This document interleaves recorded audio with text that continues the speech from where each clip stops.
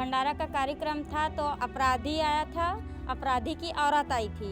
ये लोग आए थे वहाँ पे, मेरी बच्ची को लेकर के गए खाजी खिलाने के नाम से। बच्ची को बिस्किट खिलाने का लालच देकर एक अज्ञात स्थान पर ले गया। जब बच्ची आई तो हम लोग ने घबराई हुई थी बच्ची, तो बच्ची से पूछताछ किया तो बच्ची ने एक एक बात बताई। बच्ची की हालत देखकर परिजनों के पैरों तले जमीन खिसक गई।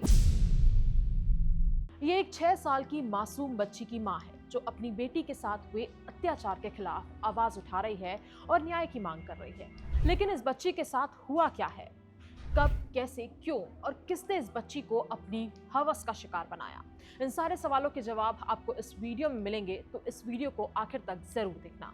नमस्कार, मेरा नाम है गजल शर्मा और आप देख रहे हैं IBC 24 डिजिटल। आपको याद होगा, दुर्ग से एक मामला सामने आया था जिसमें नवरात्रि में कन्या भोज से वापस लौट रही 6 साल की बच्ची को उसी के चाचा ने निशाना बनाया था और दुष्कर्म को अंजाम दिया था, जिसके बाद उसकी मौत हो गई थी। और आज ऐसा ही एक मामला सामने आया है जो दुर्ग जिले से है। बच्ची भी 6 साल की है, बस फर्क इतना है कि ये घटना उस दिन हुई जब भगवान गणेश को विसर्जित किया जा रहा था, यानी कि अनंत चतुर्दशी के दिन। ये घटना 5 सितंबर 2025 की है, जब पूरा मोहल्ला धार्मिक उल्लास में डूबा हुआ था। बच्ची अपने परिवार के साथ मोहल्ले में आयोजित हवन और भंडारा कार्यक्रम में शामिल होने गई हुई थी।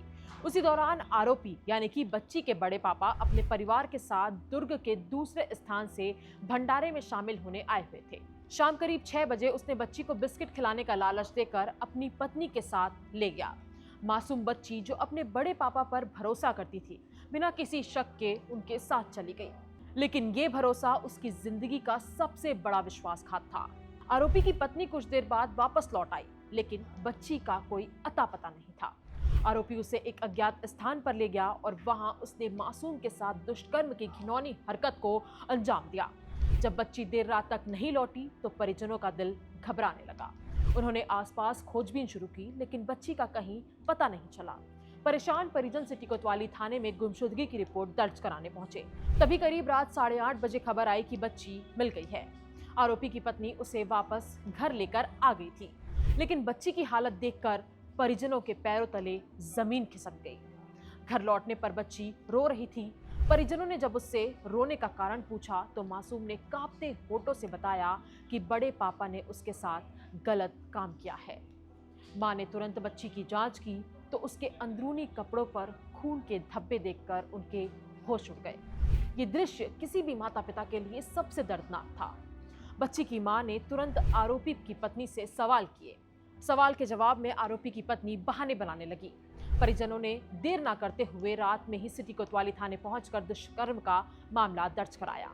इतना ही नहीं, आरोपी की पत्नी ने इस मामले को दबाने की कोशिश भी की, लेकिन परिजनों ने उसकी एक ना सुनी और उसके खिलाफ भी कार्रवाई की मांग की है।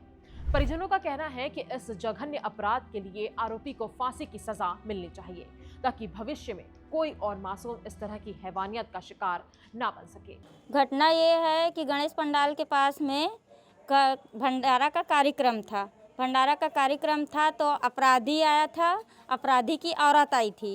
ये लोग आए थे वहाँ पे, मेरी बच्ची को लेकर के गए खाजी खिलाने के नाम से, बिस्किट खिला के लेके आ रहे बोल के दोनों लेकर के गए हैं।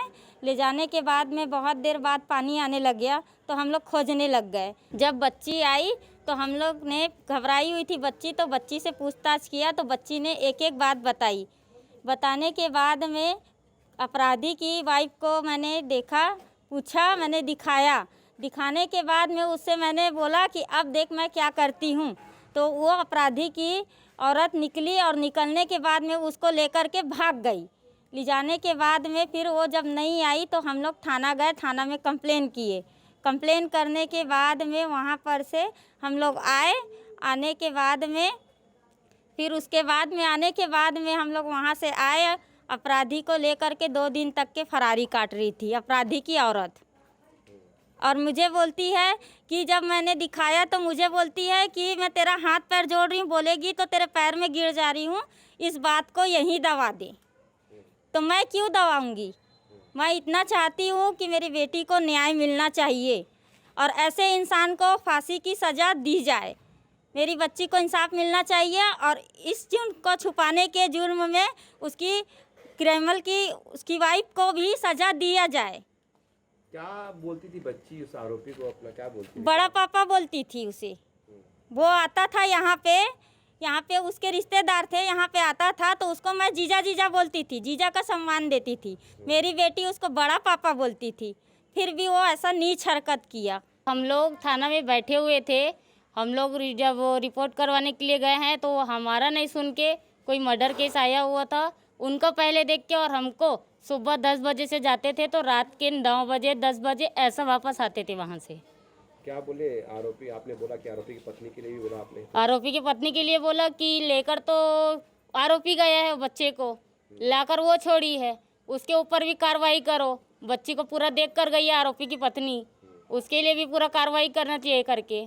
तो उसके लिए पुलिस वाले बोलते हैं कि पूरा खानदान को बोलोगे तो पूरे खानदान को अरेस्ट करेंगे क्या, हम ऐसे बोल के भगा दिए वहाँ से। क्या चाहते हैं आप? हम चाहते हैं कि आरोपी की पत्नी को भी सज़ा मिलना चाहिए इस बात के लिए, क्योंकि बच्ची को पूरा वो देख कर गई थी कि बच्ची किस हाल में थी। आरोपी की पतासाजी कर आरोपी को गिरफ्तार कर माननीय न्यायालय में पेश कर रिमांड में जेल दाखिल किया गया है। ये बच्ची को बहलाने फुसला करके कुछ खिलाने के नाम से ले गया था और उसने साथ ले जा करके अकेले में उसके साथ दुष्कर्म किया था। लेकिन सवाल यह है कि छत्तीसगढ़ में लगातार बढ़ रहे अपराधों को लेकर प्रशासन को क्या सख्त कदम उठाने चाहिए और ऐसे हैवानों को क्या सजा मिलनी चाहिए, हमें कमेंट करके जरूर बताएं।